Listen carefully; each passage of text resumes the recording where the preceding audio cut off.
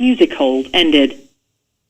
Hey everyone, this is Congressman Matt Gaetz. Welcome to our live telephone town hall meeting. We are speaking with hundreds of Northwest Floridians in Florida's 1st Congressional District. I've got important updates regarding debt limit negotiations, the specific proposals that we've advanced for spending cuts, for policy changes to try to rein in this Biden government. I've also got updates regarding the border and legislation that the House of Representatives has passed to reform America's asylum laws, to get back to some of the policies that did not have millions of people coming across our border illegally, which is what we have now. And also this evening, if you hang with me, I've got an update on some of the oversight work we are doing into just abject corruption and compromise that we see in this government that we must expose, defang, and defund. Again, if you're joining me now, this is Congressman Matt Gaetz, and we've got hundreds of folks on the phone, getting close to 1,000. We're also streaming on Facebook, Getter, Rumble, YouTube, Instagram, and Twitter.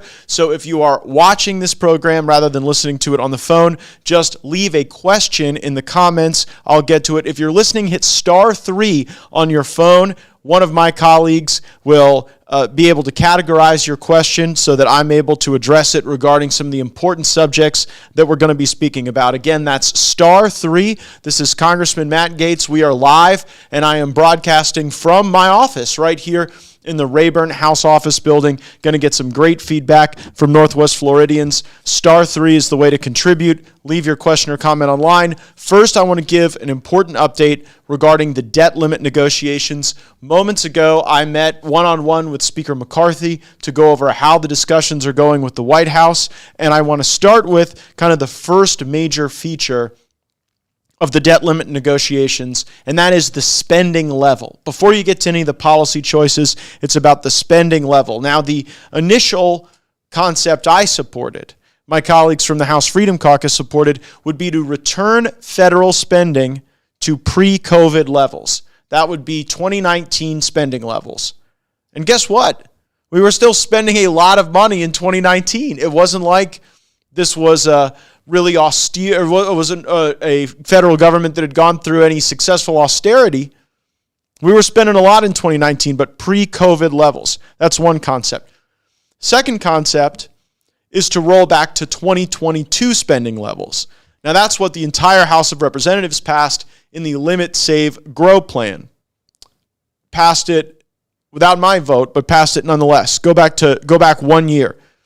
Joe Biden right now is talking about freezing spending at current levels, which bakes in all of the COVID cash. And then finally, we've got Chuck Schumer and progressives saying we have to continue the rate of growth that is currently existing with the federal budget. So right now, is it going to be, probably not the outer edges of that, probably not rolling back to 2019 levels, probably not exponential growth of spending, but are we looking at the same spending with a freeze, or are we looking at rolling back spending to 2022 levels? That is central to the negotiation that's happening right now. Second issue, and this is an issue I want to take a survey on if you're listening.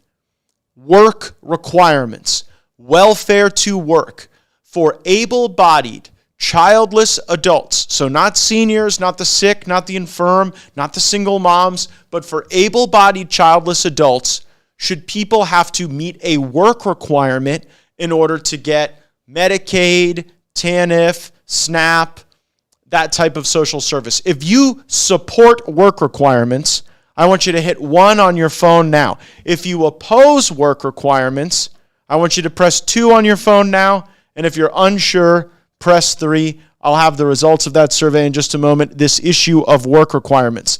Now, initially, AOC and Hakeem Jeffries, the Democrat leader in the House, said work requirements were a red line for them, that they could never support an increase in the debt limit if there were any work requirements. Now Joe Biden has said that while he doesn't support my plan to put work requirements on Medicaid, that they will support in the Biden administration probably some version of some work requirements on TANF or SNAP. That's the latest I'm hearing out of the negotiations, is that we're going to get something on work requirements. And by the way, overwhelming support for the work requirements among those who participated in our survey. A whopping 88% of Northwest Floridians on the phone support work requirements. About 6% oppose. So overwhelming support for work requirements. And by the way, you're not outside of the mainstream, because there have been work requirements on the ballot in Wisconsin recently, and they got around 80% of the vote. So I think that 88% in Northwest Florida sounds about right. I don't understand the argument that Joe Biden is making against these work requirements. Next issue. Energy and permitting. I know if you're watching this, and by the way, if you have a question or comment, hit *3. We're going to get you in the queue. I'm going to get to those in just a moment. But you know we've been having problems with energy and fuel prices. Why the Biden administration has chosen to destroy the American energy sector that was dominating the world is beyond me, but we've got to get back to some of those Trump-era energy policies. We've got to put them in law, so they're not just subject to one president doing an executive order one way or the other. So we passed H.R. 1, and we are demanding that the permitting reforms that we've passed out of the House of Representatives, that I proudly voted for, that be part of the debt limit negotiation.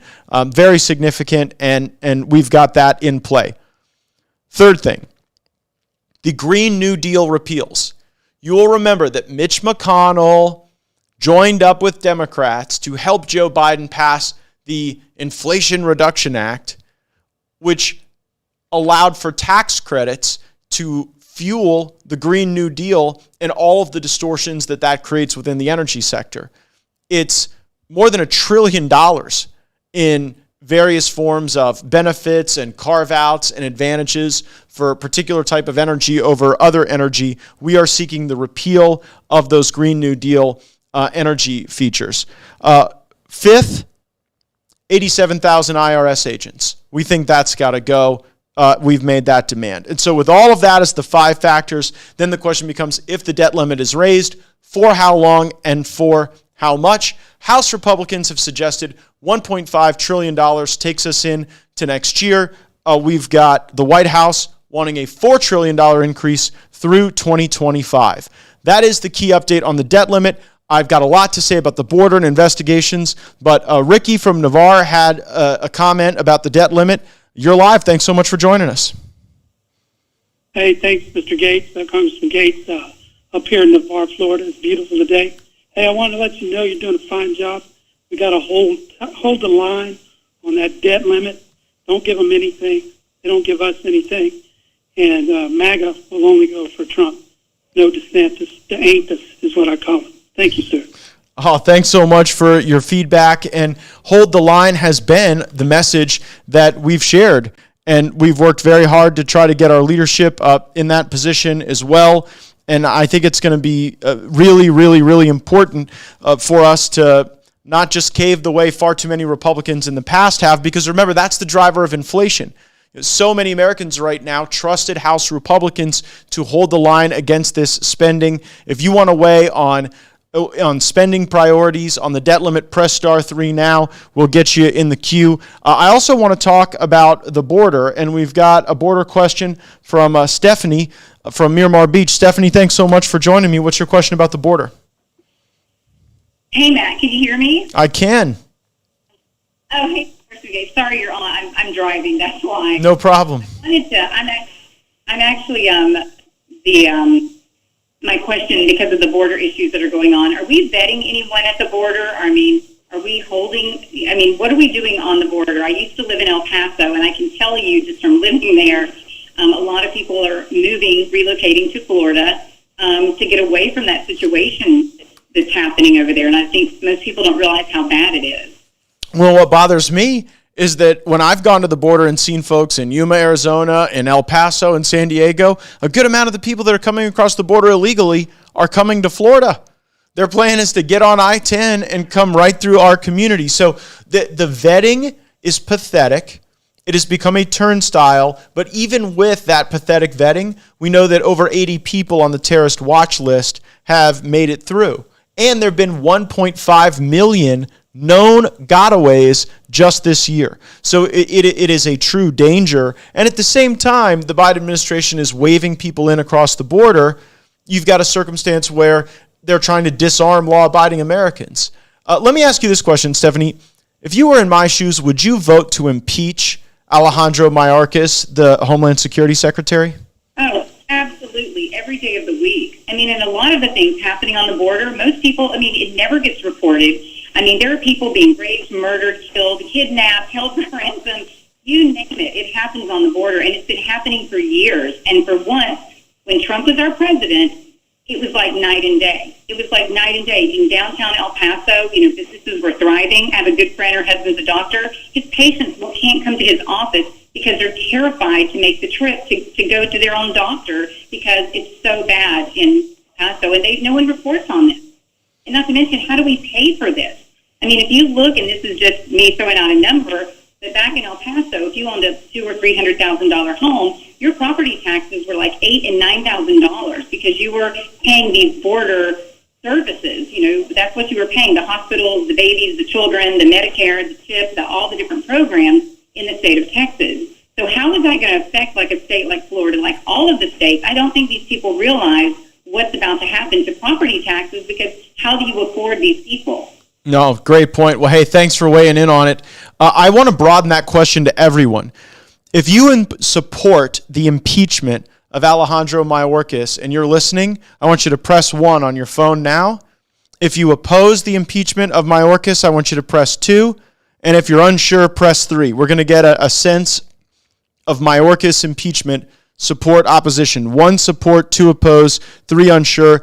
This is the guy who is supposed to be in charge of securing America's border. You just heard from one of our Northwest Florida neighbors who's come from Texas. And frankly, what Stephanie gave us was a stark warning about the ghost of Christmas future. Because if we allow this to continue to happen in every community, we're going to see the things that we've seen in border towns. And let me tell you something. I've been there, and it's not pretty. When babies in the hospital don't have beds in their most vulnerable state, when they need NICU care, you've got a problem. And Stephanie talked about the economic cost of paying for the EMT services, police services, hospital services, jail services, social services, education services for illegal immigrants. It becomes too much for a community to bear. And frankly, that's not to say that we're heartless. It's just that we have to have heart for our existing neighbors. We don't resist illegal immigration because we hate other people. It's that we love the people who are our fellow countrymen. And that is something that we should reflect with great pride. There is a lot of support to impeach Mayorkas on the poll on the phone. And oh my gosh, folks are going crazy on the live stream for it as well. Is that 90% support for impeachment? Higher support for impeachment of Mayorkas than for work requirements. 90% support, 4% oppose, 6% unsure. Very, very strong support for impeaching Mayorkas, and a lot of work to do on the border. Doyle from Escambia, a thought on gun control policy. Welcome. Thanks for participating. Thanks, Matt. Love what you're doing, man. Thank you. That goes hand in hand. Gun control goes hand in hand, I think, with our border crisis.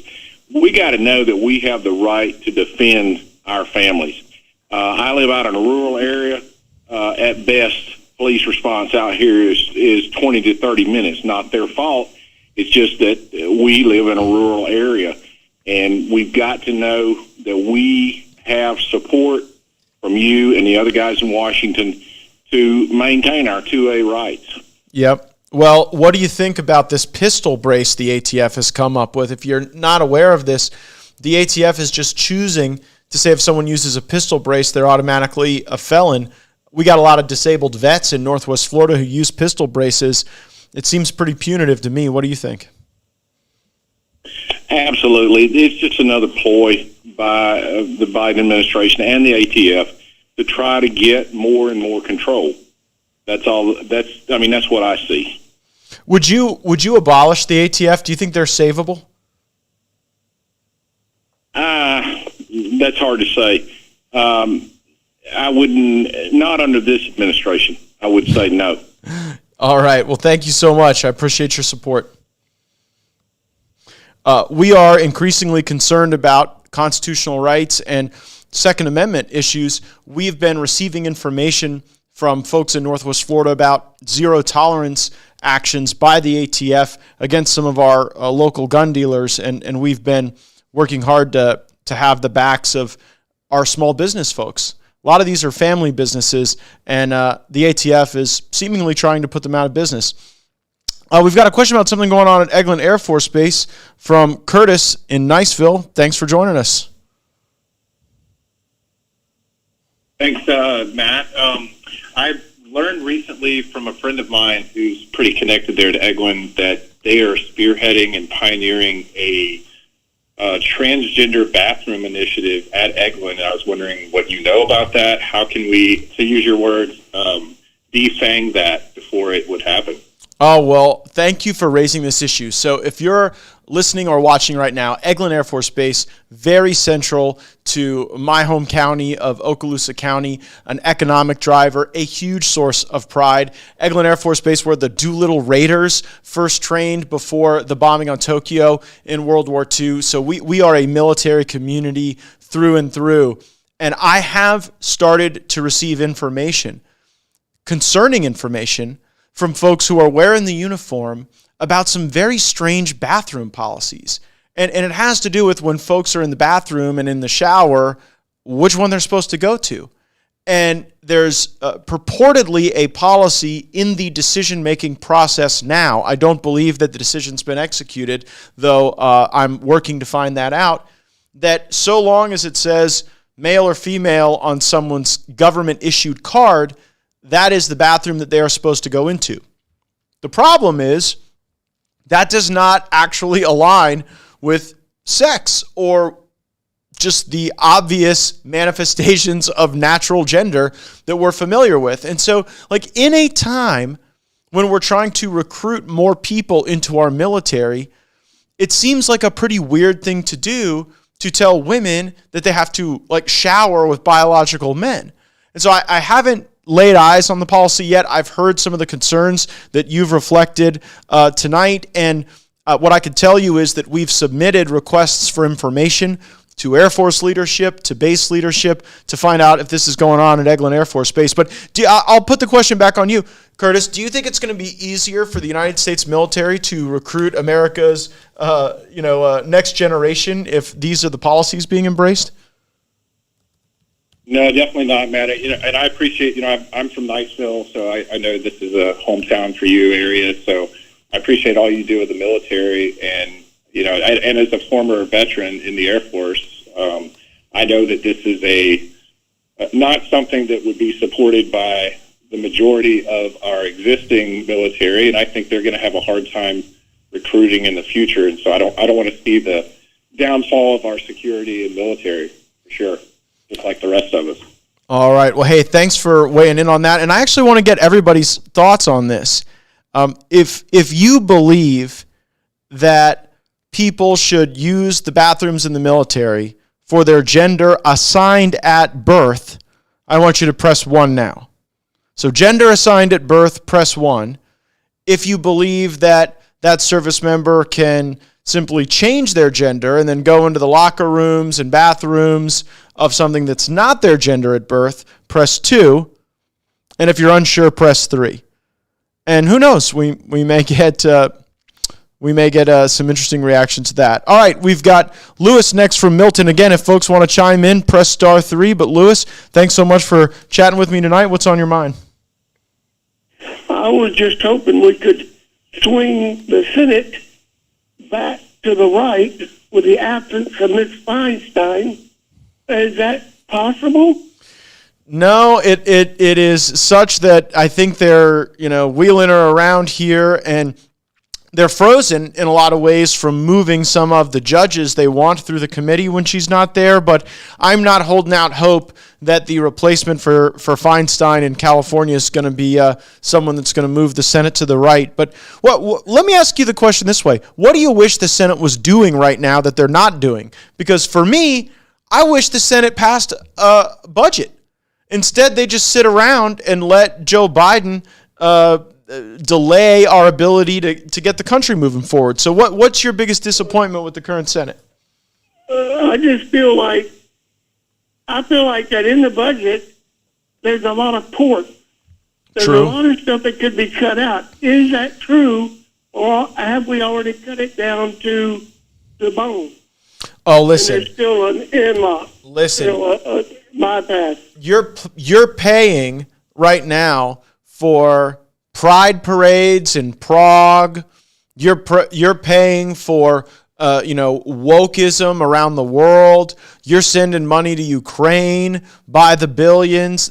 There's plenty of pork in that budget for us to cut. Don't you ever believe a politician that tells you there's not pork in the federal budget to cut. That's someone lying to you. Well, one last question. I'll leave you alone. I am scared to death of ESG and digital currency. Please tell me it's not going to happen. There's not going to be a central bank run by the UN that we're all going to be slaves to. Well, if they try that, they'll have to do it over my dead body here in Washington. I am so opposed to that concept of centralized finance. I think it is a way to surrender sovereignty and control over our own decision making. We've already done enough of that with the UN now. I would get the UN out of the US, and I would get the U.S. out of the UN.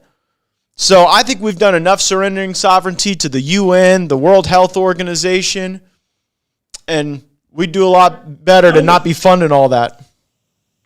I would run them out of New York and send them to Geneva. Amen. Well, hey, thanks so much for chiming in. I want to let everybody know that you seem to hold my similar view and the view of our caller when it came to this strange bathroom situation and really the overall movement toward wokeism in the military. 95% of those who participated in our poll held the position that you ought to use the facilities of your gender assigned at birth. 3% oppose, 2% undecided. We started at 88%, and these poll results are getting more lopsided the more we do them. It's pretty amazing. Jeffrey from Pensacola, thanks so much for joining us this evening. What's on your mind? Oh, good afternoon, Congressman Gaetz. Can you hear me? I can. Thank you so much for taking my call, and wanted to thank you as well for using this really innovative tech platform to bring us all together. I won't, if I ever break up, please let me know. I work on a location base with a lot of radio frequency, so my calls can break up from time to time. Going back to your comments regarding the debt ceiling negotiations, are you worried that including too many policy priorities will derail negotiations and risk a default on the national debt that would hurt everyone? No, it's a good question, and it's something we really grappled with, and we probably could have put in a lot more, to be honest. I would have put in clawing back the money for the $325 million FBI facility. I probably would have not spent so much money on Ukraine. I would have put guardrails there. But we really felt like when you talk about work requirements, when you talk about energy and permitting, when you talk about getting the IRS out of negative posture with our economy, that those things weren't just less spending, but they also supercharged the growth. I mean, think about it. Even if work requirements don't really save you a lot of money, the fact that they get people working, increasing labor participation, really has its own positive value and effect. The same with energy dominance, the same with just the regulatory state. So I think that note that you make is a reasonable one. We really went back and forth on it, but we felt like all of these things were really important features. And it seems as though the White House has been somewhat willing on the work requirements and on the permitting reform. I doubt they'll work with us on the Green New Deal stuff. But what do you think is the most important concession for House Republicans to get out of this deal? Is it the overall spending levels to you, or is it one of these policy concepts? Well, I think the debt limit exists for a reason, to make sure Congress has a role to play. But I think the focus should definitely be made on raising the debt limit to ensure default does not happen, just because it would hurt everyone in every part of this country. So I would say, a focus on spending tied to that debt limit increase would be the best way of keeping things between the line without it becoming a wish list for either side of the aisle. Hey, thank you. I appreciate the feedback, and we certainly hope to get some sort of posture that gets our economy moving and that gets this debt under control. Thank you so much, and good luck out there helping support the mission. Thank you very much, sir. Appreciate that. All right. If folks want to participate, you can press *3. Joel, if folks got questions online, you can pass those to me. We got Richard from Milton. Go right ahead. Hi, Matt. I just want to say that I wish you were running for president because I really think we still need another choice for this election coming up. Oh, you're kind. But I do yeah, you're welcome. But I do have a question on the debt ceiling. Years ago, when there was another debt crisis, Ellen Greenspan, I'm sure you know who that is, Yep. said we can't default on our debt because we're a sovereign nation. We print our own money, and all we would need to really do is just print more money. And it's based on faith. It's not based on the gold standard. So I don't understand why we can't just print more money or just make it up digitally, because that's what we do anyway to get into this mess that we're in. So why can't that just be the solution? How could we possibly default when we're printing our own money? Yeah, my colleague, Congressman Thomas Massey, sort of brought up a similar point today, that if we were going to default on anything, we should default on funding the Fed. That way we would not be funding the entity that was causing some of the inflation and creating some of the cross-collateralized problems when we borrow from ourselves. I worry that were we to take that posture in its purest sense, you could get into a situation where the full faith and credit of the United States was questioned, that we would be downgraded. I mean, remember, under Obama, things got so bad that America literally got downgraded as a global investment, and that has a real impact on our ability to drive GDP growth and to ensure that the dollar is strong and coveted. I mean, you see what our adversaries are doing right now. They're trying to create economies that are not centralized around the U.S. dollar. And if we just printed more of them, or if we essentially monetized the debt, I worry that that would accelerate, and that we would be at greater risk of a Chinese-dominated global environment, something that I know none of us want to see.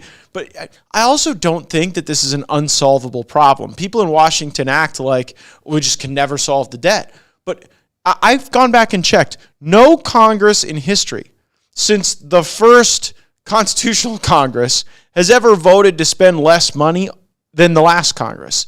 And that creates a certain moral hazard.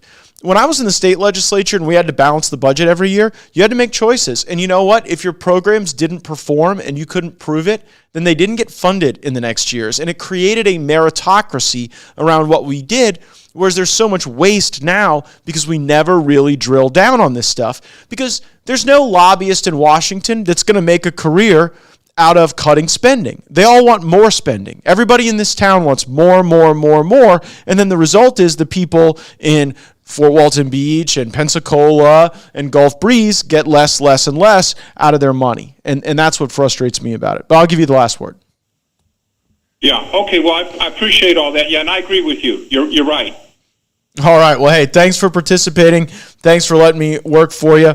Let's see. We've got another gun comment. Michael from Niceville. Yes, Matt. It's nice to talk to you again since your last one that you did. I had a question on May 31st. Basically, 90% of my family and most of my friends and about approximately 40 other million pistol brace owners are about to become felons with the snap of a finger by the ATF. Is there anything you can do to stop it, or what's kind of going down the line to stop this to law-abiding Americans? Yeah, we talked about this just moments ago on the show. The ATF going outside their authority prescribed by law to create a pistol brace rule that would turn tens of millions of Americans potentially into felons if something is even usable through a pistol brace. So here's what we've done. We've passed out of the House Judiciary Committee a repeal of that rule, and I am pushing with our majority leader and with our speaker to get a full vote of the House of Representatives on that in a few weeks. And so when we pushed it out of the committee, it was a party line vote. Every Republican was for it. Every Democrat was against it. But, I think it is a sign of what the ATF has become today. And it is not really an entity that protects us. I want to know, what would be your perspective on legislation to just repeal the ATF and return their authorities to local law enforcement? I believe that the ATF actually serves particular roles that are needed to help local law enforcement, if you will. All right. That their arrest powers needs to be removed completely, and their prosecutorial powers needs to be removed, and basically turn them into a lab for local police. And that would, I think, get rid of 90% of the problems that we're having with ATF. That is a good suggestion, and I will leave it at that, Michael. Thank you so much. I appreciate the feedback. I want to get to some of our online questioners on Rumble. We had a user ask, did you get a satellite phone like U.S. senators? Should Americans be worried regarding World War III? I do not have a satellite phone. I don't know if other members of Congress have a satellite. I could probably get one if I asked for one. Yeah, I heard senators were getting them, but they get a lot of stuff we don't get. Did you know every senator has a secret office inside the Capitol, outside of their, every one of them has a secret office. No such thing. You can find me, 2021, Rayburn House Office Building. Another question we got online from @BlackGuns2049, why is the ATF making laws? And it really is the operative question, because the ATF is doing what they're doing because they can't get gun control through the legislative process. In a republic, the people are the ones who get to elect the representatives that make the laws. But with this version of the ATF, they don't care. And that is why the Congress has this ability to vote on the repeal of a regulation, and it's why we've moved that out of the House Judiciary Committee. Contact our senators, get them on our team to get that ATF back into the box that they ought to be in. Other question I got on Getter, can Congress use contempt power to start locking up bad actors? The answer to that question, which, by the way, I get all the time. People all the time ask me, when can Congress just go throw handcuffs on this person? Probably for a lot of really good reasons. We do not have that power. We do not have the power to charge people with crimes. We do not have the power to lock people up. Now, if there is a congressional subpoena that is not being complied with, we can send the Marshal of the House to go and retrieve those documents and perhaps to retrieve a person. But upon that person's performance of answering questions or meeting the conditions of the House, you can't just incarcerate people as a legislative body. Not a power we have. On Facebook, Johnny asks, are we going to remove Adam Schiff? Well, big news is coming on this. My colleague, Ana Paulina Luna, Congresswoman from the St. Petersburg area, Pinellas County, Florida, she's got legislation that would censure Adam Schiff upon our learning what we did from the Durham report, the lies he told, the Russia collusion he imagined, the complete fraud that he perpetrated on the intelligence community, on the House of Representatives, on the United States Congress. Adam Schiff should be held accountable for that. I'm one of the sponsors, along with Congresswoman Luna, on a censure resolution, but not just that. You have to ask yourself, Facebook Johnny, why did Adam Schiff do this? Why did Adam Schiff destabilize the nation, clown himself, lie about intelligence in the Russia hoax?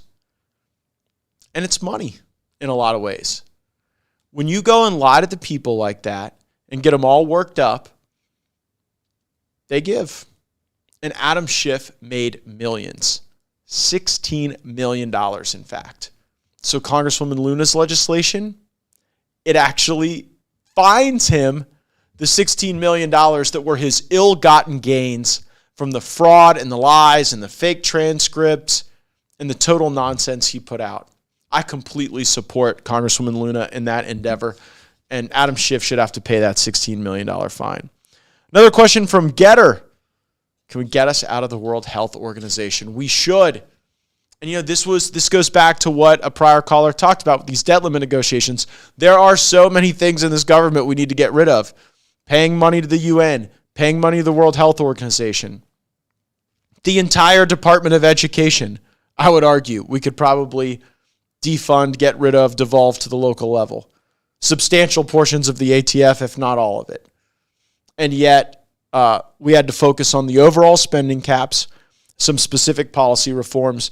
But part of the deal that resulted in Kevin McCarthy ascending to the speakership was the placement of some very effective fiscal conservatives on the House Appropriations Committee. And I know I've got some colleagues working to defund the World Health Organization, and there's actually a lot of support across the Republican Party to do that and to address that issue. Want to be able to get to another question. Let's see. Jeremy in Navarre got an impeachment question. What's on your mind? Hey, Congressman Gaetz. Thank you for the question. First, I want to thank you for all of your hard work, for your doing for us Floridians and us Americans, for negotiating on the floor, with McCarthy, and awesome job with all that stuff. My question is, thank you again. So, my question is, yes, accountability and impeachment. I know we talked about Mayorkas, Schiff, just a majority of the three-letter agencies. I mean, we're finding out, the January 6th stuff, the FBI being involved. So my question is, if we could, impeachment or some type of accountability for these individuals that are causing harm. Do you think there's impeachment justified against Joe Biden? I personally do. Yes, sir. And what concerns me, the border concerns me for one, because they're doing that on purpose. But I'm really worried about some of this Biden crime family financial connection to the Chinese Communist Party. We've got bank records from the Chinese connected companies going right into the Biden family. We've got Hunter Biden setting up the dinners for his investment fund, no lie, at the Chinese embassy. We've got these guys with shady deals with Romanian business people. There's a Moscow deal that Hunter Biden was trying to get in. And what I wonder when we expose this stuff, does it really sink in with people that the first family is compromised? Or do folks just think, all politicians are trouble, and do they move on? What do you think is the general sense out there about the overall corrupt capture that this family has fallen into? So me personally, and a lot of my friends and family, we agree. There has to be some type of accountability. With all of those business dealings and, with our border, we got Chinese, coming in, and, with Milley, with the pullout from, Afghanistan. So that's my question, just, starting from, the top on down, with Biden, the majority of his administration and, a lot of the three-letter agency top heads.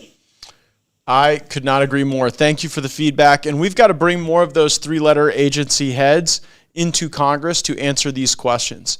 I am very frustrated that FBI Director Christopher Wray is not being forthcoming with the Congress regarding the records that exist on these Biden family members and the investigations. The FBI should not be the enforcement wing for the Democratic Party or the Republican Party or any political movement. And when Congress comes calling, the FBI should have to show their work. They shouldn't be able to go and deem everything that is negative about the Biden family Russian disinformation, while at the same time doing everything they can to advance every conspiracy theory against any Republican. And unfortunately, that's what we've gotten far too much from these folks. Jim from Miramar Beach, thanks so much for joining me. What's on your mind? Jim, did I lose you? I may have. All right, we'll go to someone else. How about Will from Navarre? What's on your minds? Hey, so my question is, what are we going to do about the inflation that we're having right now? We got to stop printing money, right? Right, definitely. But my main concern is the cost of rent here in the Panhandle and home prices that have skyrocketed. My wife and I both work full-time jobs with part-time jobs, and we can't even afford to buy a house that we want. It has become a very rapid phenomenon impacting quality of life in Northwest Florida because we got such a part of heaven, everybody wants to live in Northwest Florida. If you got real estate in Chicago, it ain't going up, it's going down. And in a lot of places, that's the case. But like you say, for folks who are working, for folks who are trying to save to get that down payment, if rent keeps going up and up, that's a problem. And then for homeowners, it's also the cost of insurance. People are getting those insurance notices and those premiums are going up. Look, I think a big problem is when you got the government plowing cash into the American economy and giving it to people without work requirements, then it distorts what would be a fair price for lodging and housing. I mean, you talk about you and your wife going to work. Like, what do you think about folks who are able to get their health care, their child care, their transportation, their cell phone, all paid for? And if they're able-bodied people, they don't even have to work or volunteer or be in job training. You think that's fair? No, that's not fair at all because we both work full-time jobs making $20, $25 plus an hour and try to work part-time jobs as well. And we're having trouble paying for our own things, so it sucks. Well, I hear you, brother. We got to get this economy moving again and roaring, and it was that way once, and I hope we can do it again. Thanks for letting me work for you. Thank you. We got another note from Rumble. Go woke, go broke. Where do you stand on boycotts of Bud Light, Target, etc.? There's nothing wrong with conservatives voting with their dollars, and that's what I think people are doing when they make a choice to not support advertising campaigns that run contrary to their values. You're allowed to vote with your dollars. I vote with mine. You're not going to see me drinking Anheuser-Busch products. I'm not going to Target. This is weird. Why are we doing this? Why not just accept that this nation doesn't have to embrace some sort of radical gender ideology or race ideology in order to love one another and engage in commerce with one another? I try not to be like boycott trigger happy, but these corporations are just putting it in our face. And then there's no humility about it when they screw up, right? Like in my job, there's certainly been times where I've said things that maybe I've gone too far. And so I apologize. I rephrase, I recast my intent if it's been misunderstood or if I've been in any way frail in my presentation. But do we get that out of Bud Light and Target? Was there accountability? Was there any remorse for the violation of trust with the people who bought their products? No. It was just, you have to take it. Well, you know what? The American people don't have to take it. And I know on Madison Avenue in New York and probably in a lot of these corporate boardrooms, wokeism is all the rage and everybody's trying to out-woke one another. But out in real America, we're not like that. And we're not going to put up with it. And some of the most iconic brands in the country are going to feel the impact of it. Instagram, Elias says, Biden needs to be investigated for Chinese connections. What is the status of oversight and weaponization investigation? So our weaponization investigations have really shown a political capture of the national security state. Whether it's the FBI dust busting for the Bidens or the CIA actually trying to cajole their own employees and former employees to participate in election interference, we've proven that case.